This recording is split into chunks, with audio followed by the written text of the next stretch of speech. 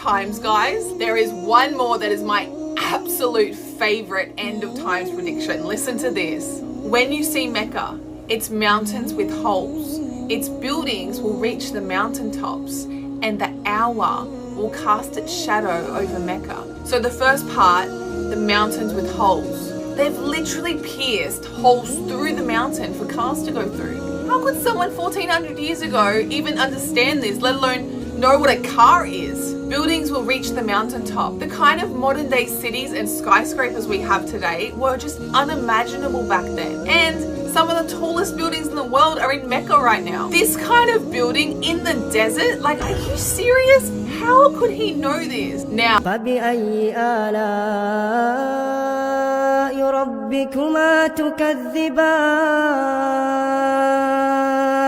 did you know that Prophet Muhammad performed hundreds of miracles, the same as Jesus and Moses did? When I started searching this topic, I could not believe how many miracles he's performed. Like, I'm actually in shock right now. Why don't Muslims talk about this more? I will get into that at the end of the video. But for now, this is my top 10 favorite miracles of Prophet Muhammad. Let me know in the comments if yours are the same as mine. Let's go. Number 10. Prophet Muhammad could speak to animals. He spoke to sheep, he spoke to camels, wolves, dogs, even ants. But one of my favorite stories is in the cave. During the migration to Medina, Prophet Muhammad was running away from his enemy, the Quraysh, who wanted to try and kill him and stop the spread of Islam. And he hid inside a cave. This is the incredible part. Listen to this. So a spider spun a web in front of the cave's entrance, and a bird made a nest just outside the front. So when the enemy arrived and saw the cave, they saw the spider web and the nest, and they thought it impossible that Prophet Muhammad could be inside because the spider web looked so old and the nest looked like it'd been there for ages. This flimsy little spider web saved the Prophet's life. This story not only shows Prophet Muhammad's special relationship with animals, but it also shows how God can protect you beyond your wildest imagination, from where you least expect it. Now next, number 9, the miracle of multiplying food. One day, a bag of food was brought to the Prophet, and it was a very small portion of food. But the Prophet prayed over the food and told everyone to eat. And the food just kept replenishing itself. Everyone ate and there was still plenty left over. Aisha says that she swore by God that if they had continued eating, the food would never have finished until the Day of Judgment. What? This is just one instance of the many found in the hadith where Prophet Muhammad made miracles by multiplying food and feeding everyone, especially during battle and war, where small portions of food and water, he prayed over it and it fed the whole army. This is just incredible. Number 8 is one of my favorites. So this is prophecies about future events. There is so many. For instance, the Battle of Badr, where the Muslims were completely outnumbered in this battle and they won victoriously, fulfilling the prophecy. He predicted the conquest of Mecca. He also predicted the fall of the Persian Empire to the Romans. But what's crazy about this prediction is he predicted this just after the Romans had lost to the Persians, and the Romans were very weak, outnumbered, and it seemed impossible at the time that the Romans could defeat the Persians. Now, what's really interesting about this particular prophecy is that he put a time limit on it of a few years. So if it didn't happen, that's the end of his prophecy. That's a really, really risky move to do. So this is just proof that Prophet Muhammad is inspired by God. Also, just before we move on to the next point, I just wanted to also mention one more prediction prophecy that I absolutely love. So Prophet Muhammad, during his lifetime, predicted something that happens hundreds of years later. Like, this is just incredible. So he predicted the fall of Constantinople to the Muslims, aka modern Turkey. And I'm currently here right now, so it's really interesting to see the history of this country. Now, at the time, this prediction would have sounded completely impossible. Think about it. Prophet Muhammad was basically in the desert, in the middle of like sand and mountains and rocks in a tiny little village. And he's saying that Islam is going to take over the biggest empire in the world. An empire that has unlimited military, massive walls, protection, very, very rich empire.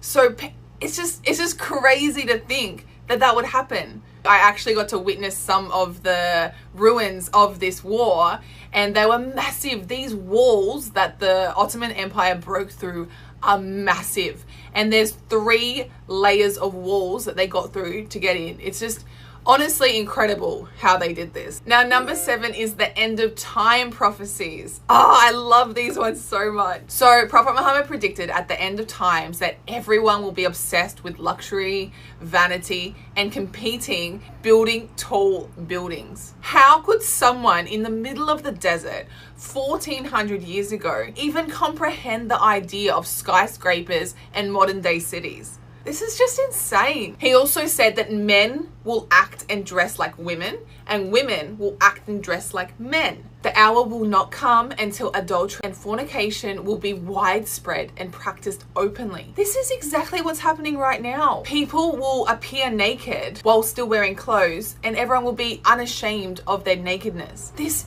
is just so scary. Like, look at Kanye West the other week with his wife at the red carpet. She's literally naked but wearing this tiny little piece of material. Like, how can a man 1400 years ago predict something this crazy? Like, it's just unimaginable to think that people will be openly dressed naked in public. At the time of the Prophet, women weren't even allowed out of the house without being fully covered. And if anything, if you didn't wear a headscarf back in these days, it was shameful. You were considered a slave if you weren't wearing a head covering. So to even think of taking the head covering off was crazy, let alone being naked in public. Another thing he predicted is acts of sodomy, which is same-sex relationships, will be just openly done and will not be seen as a sin. This is happening right now. Like, you can legally get married to the same sex. Is this the end of times, guys? There is one more that is my absolute favorite end of times prediction. Listen to this.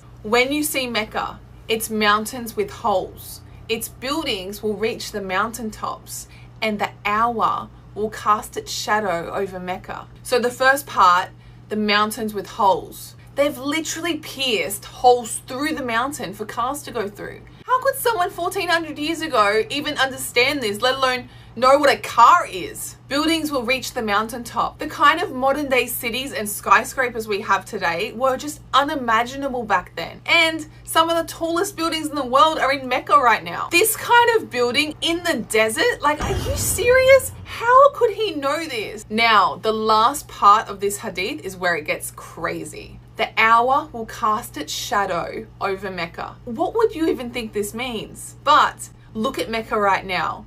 What is the tallest building there? What's at the top of this building? A clock. The time, the hour, will cast its shadow when the tall building is casting its shadow over Mecca. I'm just speechless. Are we close to the end of times? I honestly feel like it. Number 6, splitting of the moon. So it is narrated that non-believers approached the Prophet and asked him to perform a miracle to prove his prophethood. So he split the moon. This particular miracle was for his enemies. They may not have believed him. They may have denied his prophethood and said that his sorcery and his magic had reached the moon. But they never said it didn't happen. Plus, if you actually look at modern day photos of the moon, there's a crack. It's actually incredible. There is a full-on crack on the moon. It's just crazy. Number 5, the miracle of water flowing from Prophet Muhammad's fingers. So many people had witnessed and documented this. On several occasions when there was very little water, Prophet Muhammad would place his hands into a bowl and he would pray over them, and miraculously water would start to come out of his fingertips. So this happened on several occasions, especially when there was very little water. There was hundreds upon hundreds of eyewitnesses and documentation of these events. And this is documentation from some of the most trustworthy people of the time. And this water was enough for everybody. This is just such a beautiful, beautiful miracle. Number 4, Prophet Muhammad could talk to trees, plants, and even stones. Again, there is so many hadiths about this. There was a stone that every day Prophet Muhammad would pass by and say salam alaikum to. Even the Sahaba heard the stone talking to him. There was trees. So when Prophet Muhammad did sermons, he would lean on some of the trees and they would be upset if he didn't lean on them. But my absolute favorite happens on a mountain. So one day, Prophet Muhammad is with 3 other people on a mountain, and the mountain started to shake. And then Prophet Muhammad said, "Be firm, O Uhud," the name of the mountain, "for upon you is a prophet, a truthful one, and 2 martyrs." Martyrs are people who died in battle for Islam. After he says this, the mountain immediately stops shaking. That's just incredible. But on top of this, what he said about the people is another prophecy, because it's true. 2 of those people that were on the mountain with him became martyrs. So not only did he communicate with the mountain, but he also predicted that 2 people would die martyrs. This is just incredible. Number 3, the miracle of bringing rain in the drought. Now this one is one of my absolute favorites. There was a massive drought and rain hadn't fallen for ages. And the people came to Prophet Muhammad and asked him for rain. And Prophet Muhammad started to pray to God, and the rain immediately began to fall. They couldn't believe it. And it fell so heavy, like so heavy, the people were afraid that it was going to flood. So the people came back to Prophet Muhammad and said, "Please, can you get the rain to stop?" So he prayed again to God, and again, completely stopped immediately. This is just incredible. The people were absolutely amazed, and they were just in awe of the mercy of God. Now on to number 2. Prophet Muhammad could heal the sick. He healed so many people in the name of God. He healed the blind, he healed the sick, he healed the injured. But this one is my absolute favorite. So one day they were at battle, and a man came to Prophet Muhammad, and his eye had fallen out of its socket. So Prophet Muhammad went up to him, placed the eye gently back into the socket, and got his spit and rubbed it over the eye. He made a prayer, and all of a sudden the man could see. And according to some stories, apparently the man said that he could see better out of that eye compared to his other eye after all this happened. This is just incredible. Again, there was so many witnesses to this to testify to it. I am just gobsmacked. This is just incredible. Why does no one talk about this? Now, last but not least, my absolute favorite miracle of Prophet Muhammad is, drumroll please, the living eternal miracle, the Quran. Prophet Muhammad, he couldn't read, he couldn't write, and somehow he's produced this book, 77,000 words, and memorized it over years of time. How is that possible? Its miraculous linguistic nature is just unparalleled. Its divine speech and profound wisdom just surpasses any other miracle. The Quran stands as the greatest miracle ever. If I go into all the miracles of the Quran now, we will literally be here for hours. So I will just briefly mention my favorites. But if you guys do want a more in-depth version of this, please let me know in the comments, and I can make another video explaining all the miracles of the Quran. I just think it's absolutely incredible that for 1400 years, not one single word has been changed. God literally said that he will protect the Quran, and it's happened. We know for a fact that the Quran is the exact same as what it was when it was revealed to Prophet Muhammad. We've got original scriptures that are carbon dated back to the time of the Prophet. We've got the Sana manuscript, we've got the Topkapi manuscript, the Birmingham manuscript. It's all there, and it's all exactly the same. It's just incredible. And on top of that, it's been memorized by billions of people throughout the years. It's just impossible to change the Quran. I was actually praying in the mosque the other day, and the Imam made a mistake in the prayer, and people straight away called it out and knew the difference and knew there was a mistake. So it's just impossible for the Quran to be changed at all. It's an exact match to what the Prophet Muhammad revealed 1400 years ago. Oh, and just one more thing that I absolutely love about the Quran is in chapter 223, the Quran actually challenges the disbelievers to produce something similar to the Quran, even just one verse. And they can't. The unbelievers at the time actually chose to go to war than to do this simple task. This just proves that it's the word of God. If anyone could come up to this task, they would, and that would be the end of Islam.